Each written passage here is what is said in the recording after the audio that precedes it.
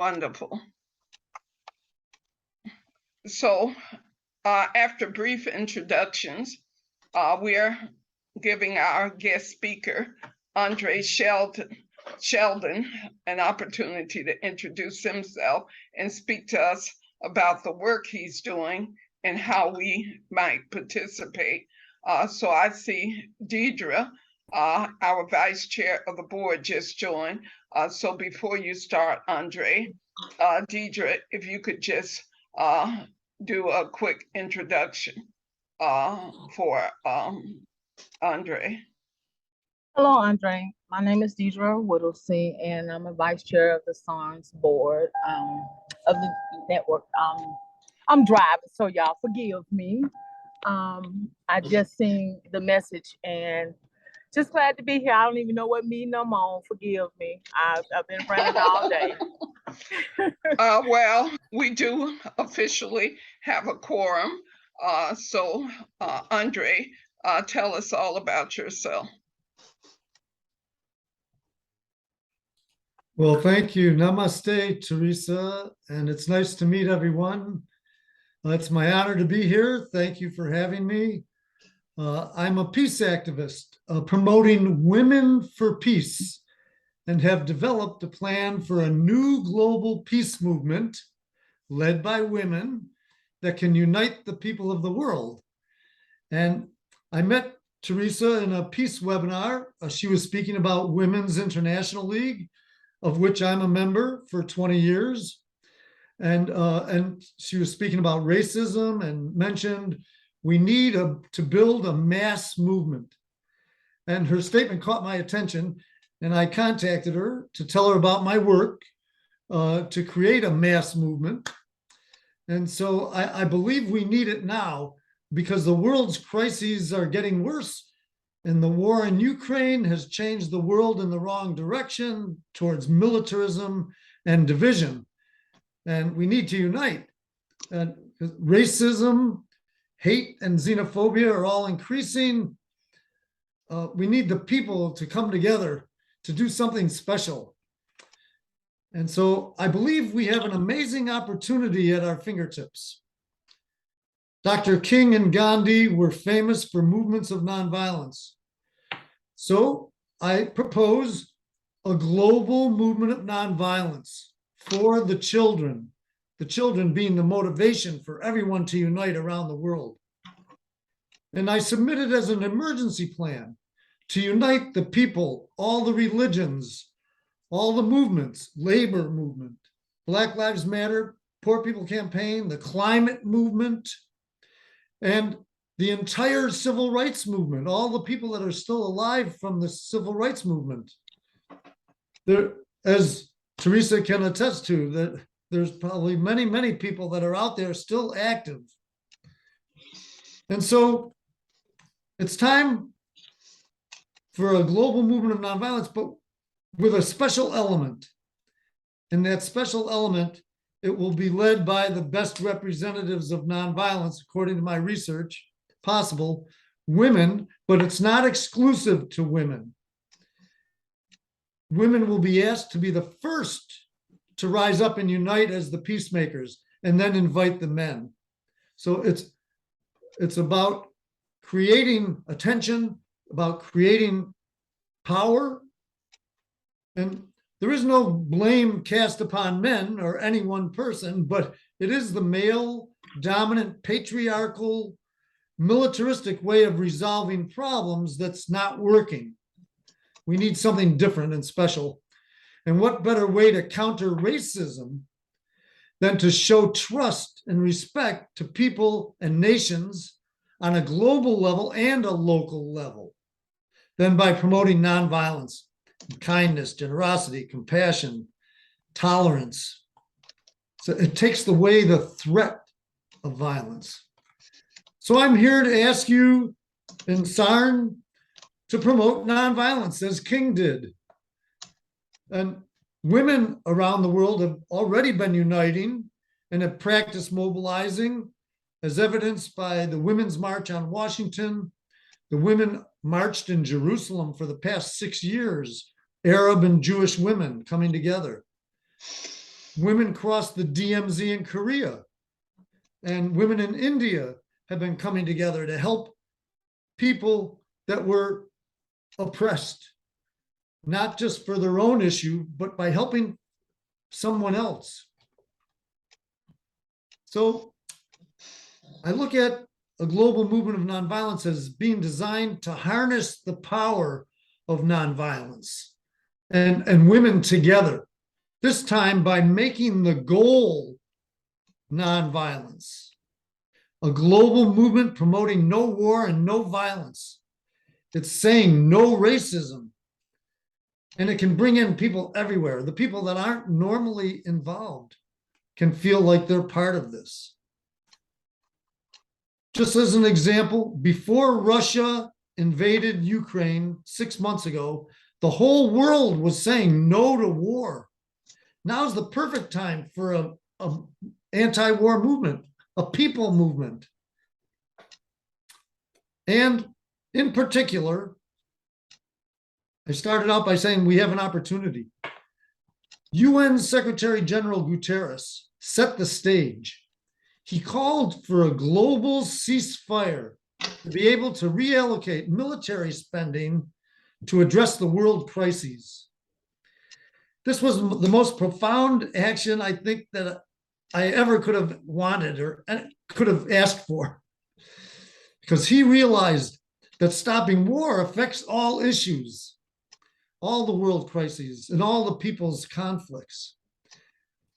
And I was very fortunate to be connected to Secretary General Guterres, and I'm planning to meet to set the movement in motion.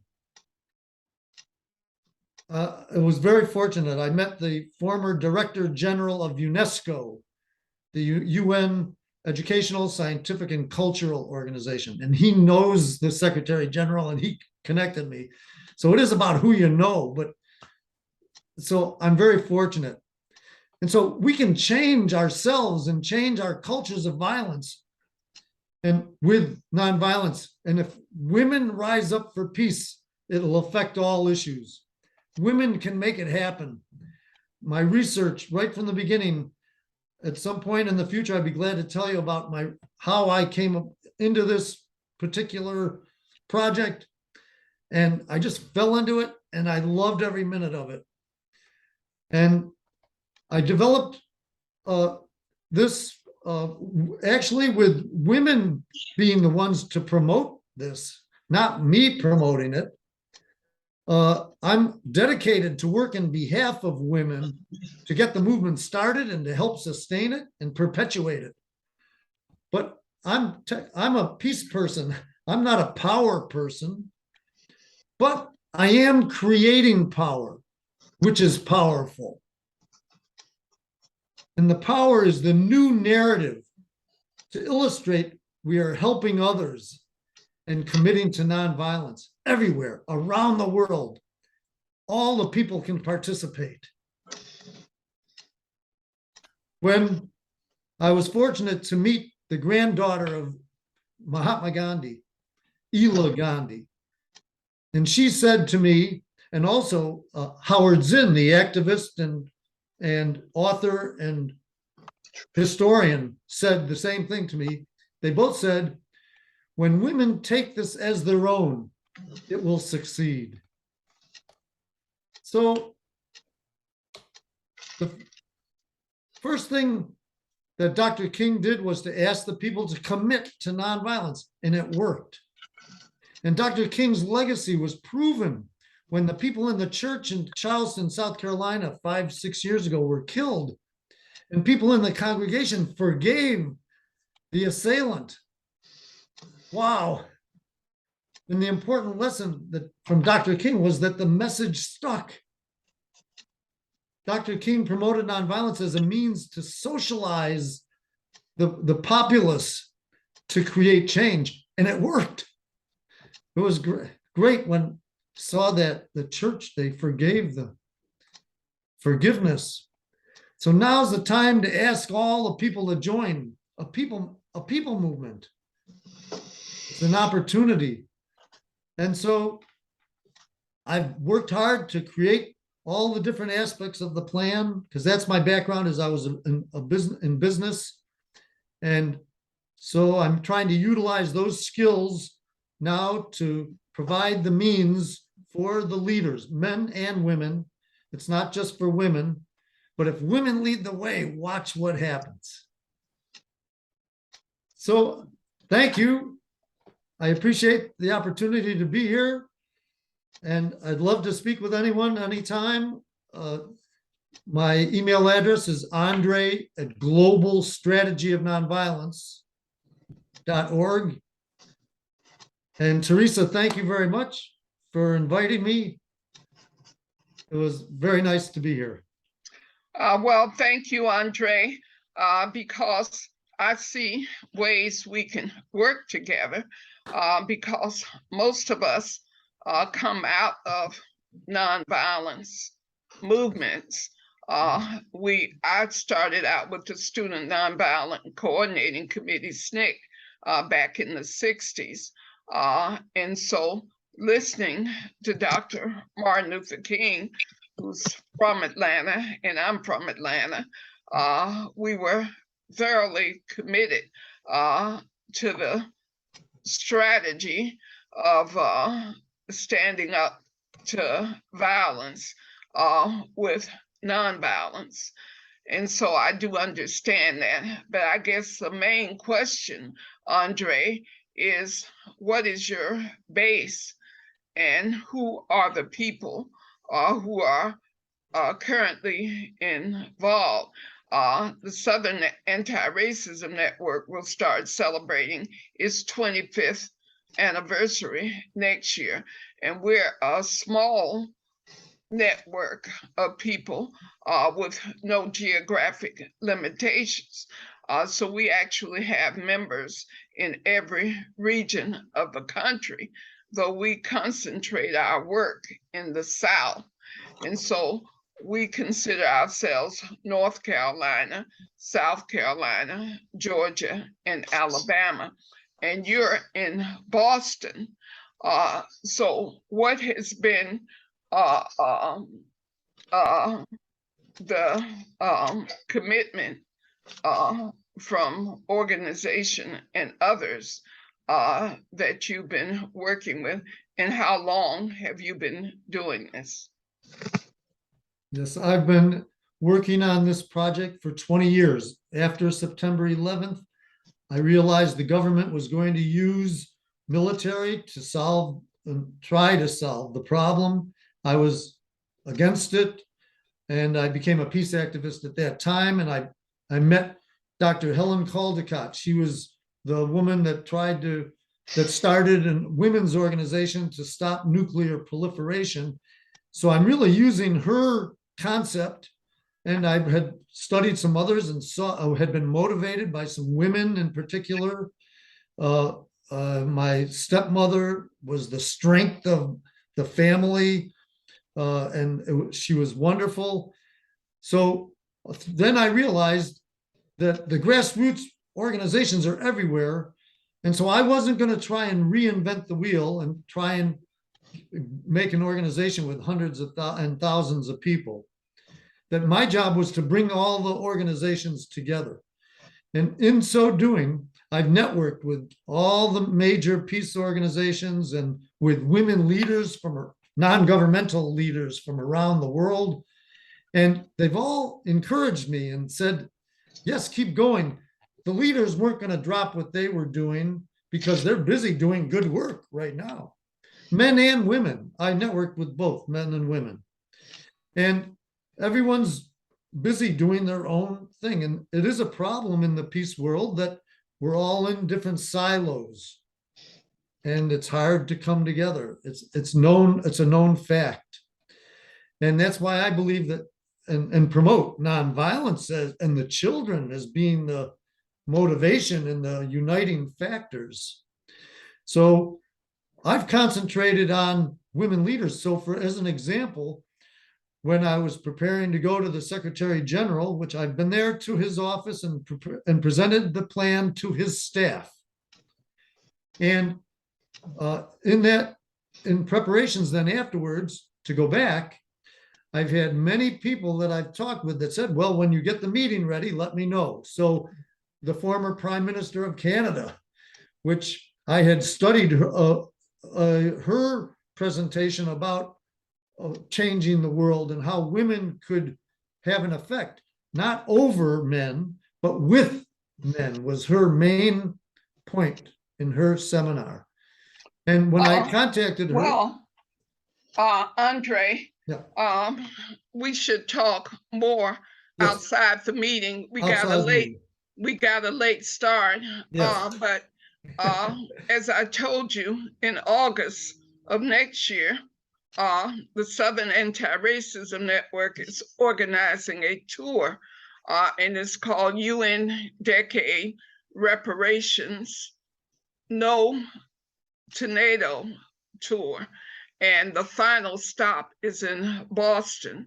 And so, working with Cole Harrison and some other people in Boston, hopefully the Wilf brand. So we can talk more about this, Yes. and possibly what role you can play next year, given we'll be in Boston. So does anyone else have any questions for Andre before he leaves us? I just want to confirm the email address. I typed it into the chat. Did you say Andre at globalstrategyofnonviolence.org? Nonviolence with a CE, yes, nonviolence.org. .org. Thank you. Great work, Andre. Thank you. Thank you very much. Well, thank you, Andre. Andre, and we'll talk to you again soon. Okay, it's nice to meet all of you. Nice I to just want Thank to you. say to Andre Thank you. that the president of Mexico, Andrés Manuel López Obrador, just last September 5th, just Monday, he proposed a 5-year truce worldwide. So you should look into that. Or I can shall. send you the link. I'll do that. I got your email. I shall, thank you. And all of South America and Latin America has been promoting nonviolence beautifully for the past 10 years. They've had major initiatives about nonviolence. They're way ahead of the rest of the world. All right. Well, Thank thank you, you. Andre. Bye-bye. Bye-bye. Andre. Thank you. You're welcome. Well, now that Deidre is back, we have an official act for the board to vote Jennifer Disney in as our new board secretary. As Deidre, Adrian, and I know, we lost 2 North Carolina board members recently. Kim Porter, who was way too busy with her new job, and Kim Thomas, who was officially the secretary. Kim Porter was kind of backing up Kim Thomas as secretary, and now they're both gone. And we kind of have a process where the secretary needs to be based in the Carolinas, and the treasurer and the finance people need to be based in Georgia, because our CPA is in Georgia, and all of the bank accounts are managed out of Georgia. So we really do need to fill this hole of the secretary, and we're so excited that Jennifer has agreed to be the secretary. So for the purpose of this meeting, Jennifer, in doing the attendance, don't forget, Etta Lamb is here with me, and she's a board member from Georgia, as are Adrian, myself, and Deidre. We're the board members here from Georgia, and you and Russell are the board members here from the Carolinas, both from South Carolina. And Samantha Turner has been excused for this meeting, and she's a board member, the reliable board member based in the Charlotte area. So I'm saying this on the recording so you can understand when you do the attendance for this meeting. Samantha Turner was excused for this meeting. So the question becomes, for the board members now. Are there any objections to Jennifer Disney taking on the role of secretary of the board and being a member of the admin committee? Jennifer, you, Adrian, Deidre, and I are members of the admin committee. Adrian is the at-large person, and you, Deidre, and I are officers of the board now, because I don't hear any objections, no blocking concerns, no questions. So welcome to being the secretary, Jennifer, of the board. And so we can really abbreviate the meeting a bit. We took a little bit more time on Andre than we had expected.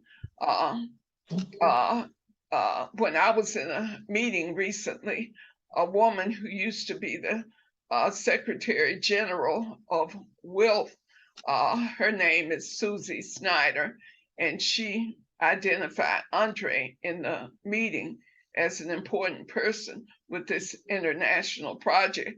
So I don't think he really gave us a sense of what his reach has been in these 20 years he's been working on it. He's very modest about it, but hopefully we'll get to learn more. Deidre, if you could give us the balances on the bank accounts. So that's part of our financial and fundraising report, Deidre. Okay.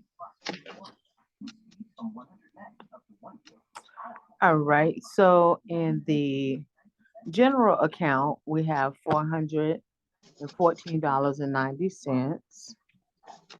In the Fannie Lou Hamer account, we have $49.88. And the Spice account, we have $13.48. There's an issue with the Spice account where Right. there was a charge that is not legitimate, and we need to get the $75 back for that LinkedIn charge. So I haven't had a chance to check on it. Deidre, did you check on it? I did go to the bank, but they took so long and I had another meeting, but I plan to go tomorrow. So I can get the phone number and I will get that to you tomorrow. If we can do it tomorrow afternoon, maybe the two of us can meet up at the bank. I can meet about 2. Well, that would be perfect. So let's check in tomorrow and make sure we do that, because we're getting ready to raise about $6,000 because we have an important event coming up on November 12th. That's the SPICE program. And Janita Gibson Lloyd and I are working together to do the program booklet for that event, where it's going to be at the Marriott Hotel. So I'm kind of going into a little bit of the fundraising that we need to do. And every month on the 15th of the month, Network for Good deposits money in our account from money we raised.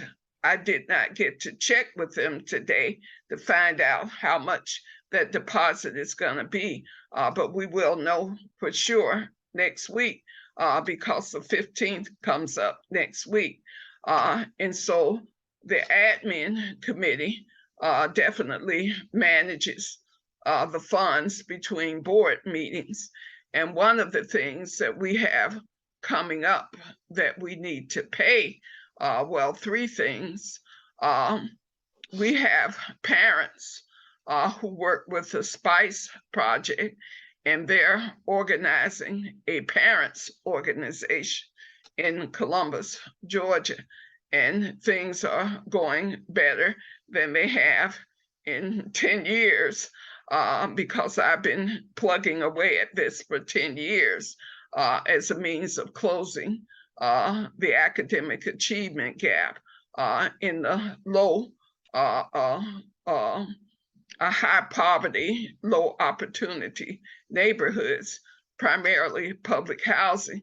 And so we do have a meeting coming up on September 12th, and 3 of the women who've been organizing for that meeting, we have promised them a stipend of $75 a month. And so they're due that stipend for September. And so that needs to be paid, which would be a total of $225 coming out of the general fund. And then George Friday is our meetings coordinator.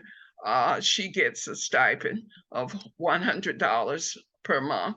And so we need to make those payments by the 15th of September. So we started a kind of austerity program where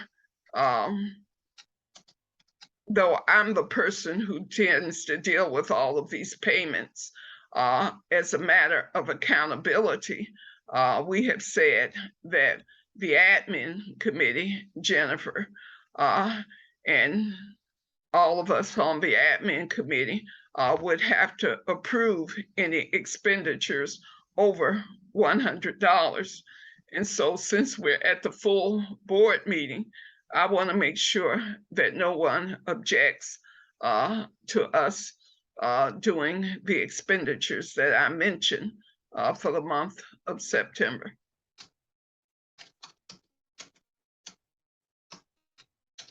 Well, everybody's muted, so I guess that means no objection. Adrian, you're not muted. So what are you saying, Adrian? I said no objections. Okay. So, well, that sounds good. So one of the things that we wanted to do with the support of Bernadette Jefferson, if she had been here tonight, we would have voted her on the board. She actually works at the Synovus Bank, and in my meetings with her, inviting her to join the board, I think she has a pretty level financial head. And so in terms of what we're going to be doing in January for having an actual treasurer of the board, I'm thinking that Bernadette might be it, but we, Deidre and I, have to meet with her and talk with her some more over this fall, and then maybe in January, she can actually join the board. But she had to work overtime tonight at the Synovus Bank. She works in their call center, and so she couldn't be with us. But one of the things I will say, we have got to increase the number of board members. I had this ambitious idea that we would have 25 board members by the time we celebrated our 25th anniversary in June of 2024. Well, right now we're at about 10 board members with 1 honorary board member, and we have 3 board members who have not been really attending meetings. One is Terrence Flowers, who is based here in Columbus, Georgia. And though he said he would be at the meeting tonight, he's not here. And we have 2 board members in the Durham area, Rhonda and Max Davis, and they have been very absent from the board meetings. So part of what I'll be doing when I go up to South Carolina and then on over to Durham is trying to recruit a few more board members in North Carolina. And I'm counting on Jennifer to maybe identify some board members in South Carolina. Particularly, we would like to have a board member or two in the Columbia area of South Carolina, because we're trying to have board members around the capital cities, and we certainly have that in Georgia. And I'm thinking Patrick O'Neill, who is a really strong peace activist, lives in Garner, North Carolina, and he's been in prison many times, standing up to nuclear weapons. And I kind of asked him about the possibility of being on our board. And so when I meet with him in North Carolina on the 23rd of September, I will ask him, and perhaps he can join the board in January. But we really need to recruit more reliable board members. Anybody have any ideas about any possibilities?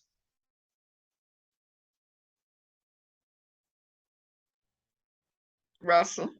I'm not sure if I haven't been very active with the South Carolina Progressive Network, but all those folks are in Columbia. So I don't know, maybe there's somebody there that would be interested. Well, you're our closest contact with them. And, you know, I get all the emails, and they do such great work, particularly around the classes, around anti-racism. And you're our closest connection to them. And it would be great if there's somebody in that group, Russell, that we can invite to join us, because we are working on a kind of strategic succession pathway, because I do plan to kind of step back from the role I've been playing for 20 plus years in 2024. So I envision some other co-chairs and other folks on the board for the next 20 plus years, as we continue to do our peace work, which are the other items on the agenda. Now, it's 8 o'clock actually, and so we have lots going on with the WILF collaboration. And so one of the things I wanted to ask Jennifer is how it's looking for starting the branch at Winthrop, the WILF branch at Winthrop, because the other branches we started in the Carolinas and in Georgia are pretty solid. Well, I'm excited because of Teresa's visit to speak for International Peace Day on Wednesday evening, the 21st. She's actually driving here to Rock Hill, and she'll be staying 2 nights, the 20th and 21st. And so I'm going to reach out to women across the campus community, sisters in spirit, women of color, to kind of plan an organizing meeting while Teresa's here, and have us, you know, I don't know if we want to do it. We'll decide. I'll ask Teresa. I'll find out people's availability. A lunch meeting, a meeting the evening before. Like Teresa will be staying at the Hotel Cambria. There's a beautiful rooftop bar restaurant area there. And so I thought it's right by campus that we could just sit and talk. Maybe it's the evening before your talk. And just organize around SARN, help Teresa and I spread the word about the work of SARN and the work of WILF. So I feel like that'll be a great opportunity for us to get the people that we need. And my correct me if I'm wrong, we need at least 10 members to start a branch. Yeah. And you know, I think you've already signed up a few already. Yes. So, We may be So- halfway there. It's just the other I half. think because so. Steve Smith, I think Steve Smith, Wendy Sellers, Ginger Williams, myself, and maybe even Alice Burmeister. I feel like we're halfway there. We're looking to get the other 5. Yeah, and I think we can also count the sister in Fort Mill. I'm not sure if she's renewed her dues, if it's been a year since she initially joined. Yes, she and I have to be honest, we have not been in touch since you and me and Russell and she had that first meeting. Really? Historic Paradise Foundation. Yeah, I know she's probably, I get emails from the foundation, but haven't seen her. So I will reach out to her. I'll plan to do that as well. Well, I I stay would- in touch with her routinely. Oh, good. You do, Russell? Yeah. Well, I would love to connect with her while I'm there, because I'll be arriving around 2 or 3 in the afternoon on the 20th. So we could certainly do something the evening of the 20th or lunch on the 21st. I'll be completely yours when I arrive there. And so I did get the form that I think Catherine needed me to fill out. So I'll make sure I sign the form and fill it out and send it back tomorrow. Perfect. Thank you. Yeah, that'll be great. Evening of the 20th or lunch on the 21st sounds perfect. And I will pick of those 2 times where we can get the most other faculty and staff who can attend. So thank you so much, Teresa. That's going to be a great organizing meeting in addition to your event. I'm really excited about it. Yeah, I'm really excited too because I've been thinking about it a lot. And I have a pretty interesting story to tell about how I got started at the age of 17. Because the reason I like to do these talks at universities, Jennifer, is to encourage students and help them understand how a student who didn't know much about anything was bit by the SNCC bug in a classroom one day. And during that time in the 60s, all the teachers were organizing for the civil rights movement and organizing students. And so it was just a wave of young people that were joining the movement. It was such an exciting time, and I got caught up in it, and it made me who I am today. So that's the story I'll be telling. And so we'll have a good time kind of doing some real serious organizing conversations on the afternoon or evening of the 20th and lunch on the 21st. And then hopefully I can inspire a few students to say, like I did, sign me up. So I'm looking forward to it. So in terms of our next full board meeting, it won't be until January, but for October, November, and December, the admin committee will be meeting and we'll be concentrating a lot on fundraising. So Russell, when we get back together in January, hopefully we would have done some work on recruiting some new board members because our biannual meeting is in June. And George, could you say a little bit more about the progress of the biannual meeting in June, which is going to be at the Highlander Center? And George is kind of taking the lead on organizing that the last weekend in June.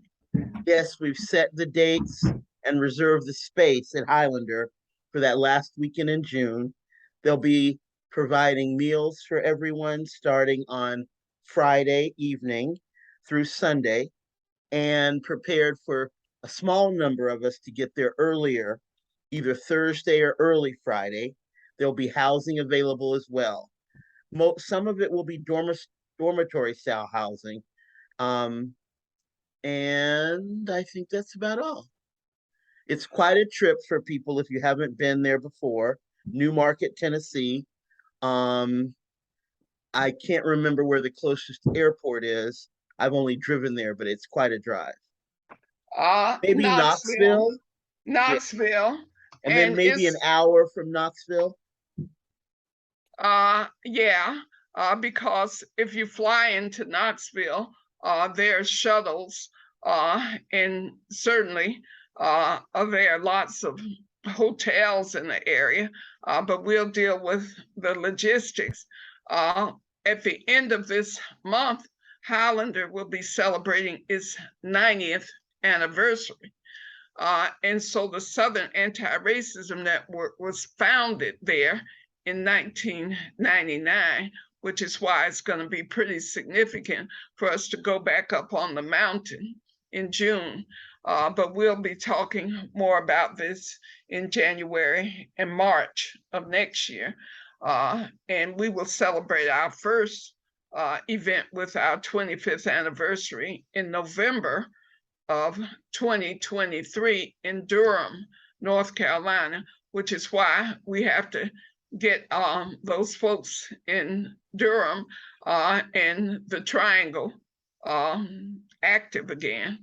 So we are almost 10 minutes over our normal end time, but we started about 10 minutes late.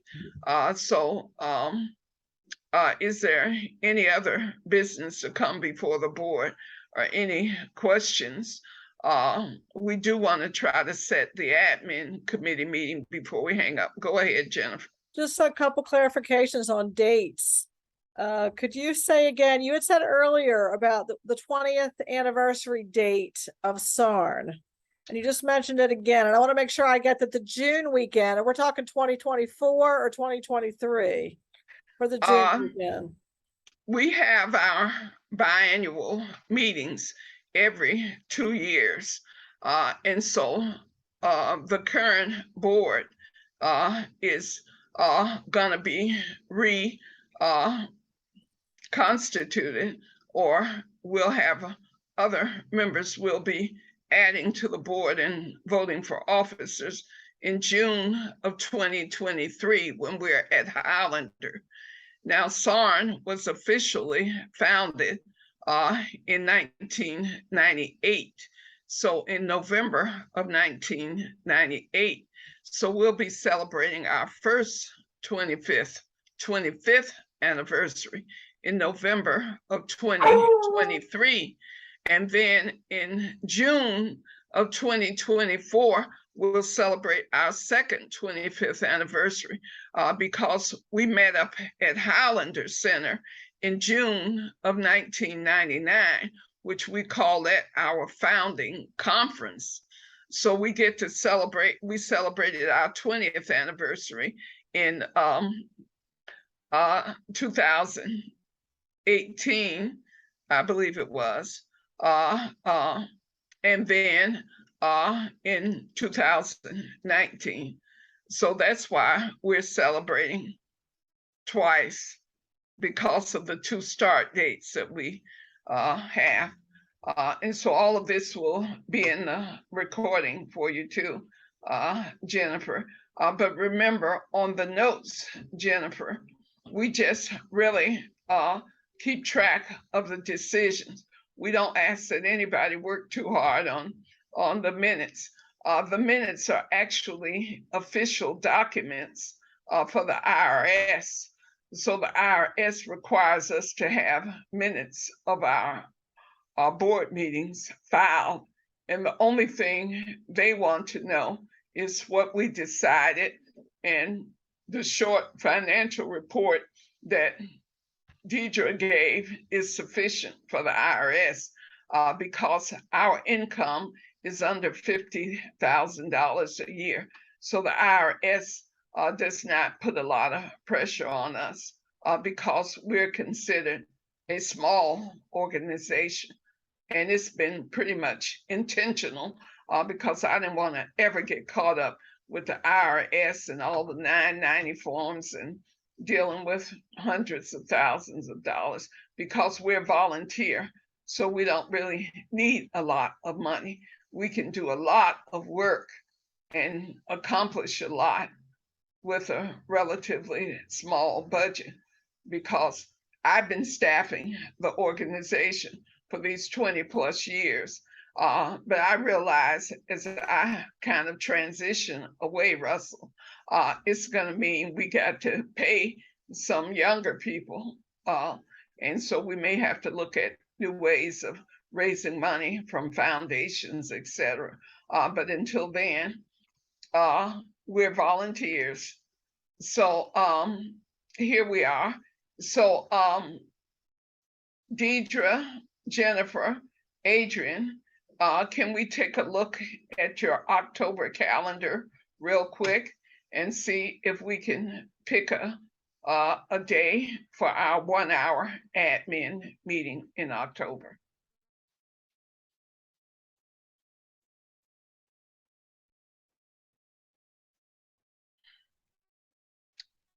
So my preference is to,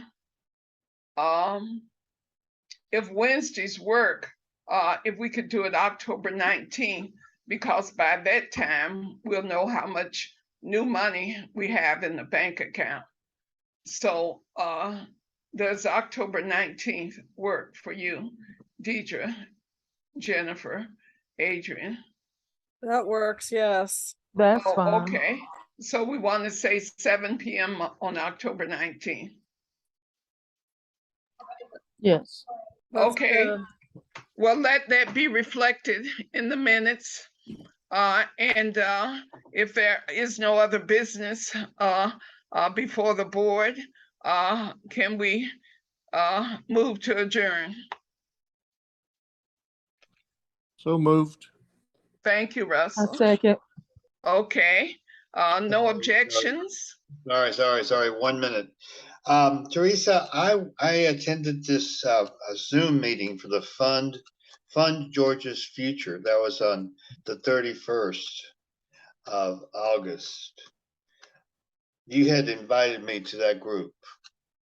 Well, I am so glad you did, because the person who's the director of strategic campaigns, Erin Robinson, she'll be speaking tomorrow morning to the Columbus Organizing Together project. Okay. So, What they were proposing was for us to get about 30 people by October 21st.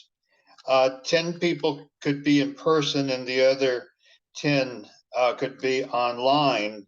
They're going to have a meeting at the Columbus State University, and they wanted people to express their concerns about underfunded schools, and they're willing to give us a grant of $3,000 to do it. So that's the report. Maybe we can talk offline. yes, because she's going to be speaking about that There you go. tomorrow, which is good. And I'm glad you reminded us, because that's a little cash coming in. And I'm pretty sure that based on the Columbus Organizing Together group, Russell is saying he has to go. Okay, that's all. Okay. Well, we'll second talk motion. soon. Thank you. Thank you. Bye-bye. Thanks, Good everybody. night.